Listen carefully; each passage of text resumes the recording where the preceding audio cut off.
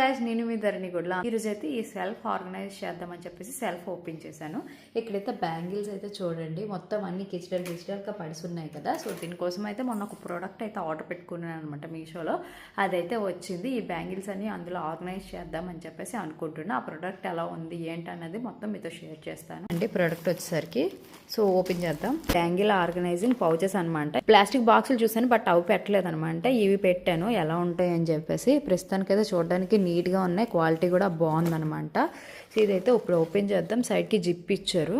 వచ్చేసరికి ఇలా ఓపెన్ చేసుకోవడమే.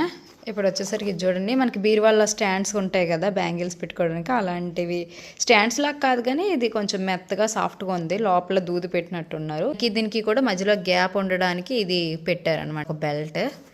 సో ఇప్పుడైతే దీంట్లోని డజన్ బ్యాంగిల్స్ అయితే పెడతాను. ఎన్ని డజన్లు పడతాయో ఒక పౌచ్కి. నేనైతే 2 ఆర్డర్ పెట్టుకున్నాను. ఈ 2 కలిపి ప్రైస్ 300 బిలో అనమాట. సో ఇవి వచ్చేసరికి ఇప్పుడు వీటికి పెట్టేద్దాం. చూడండి 4 బాక్సెస్ ఖాళీ అయిపోయాయి.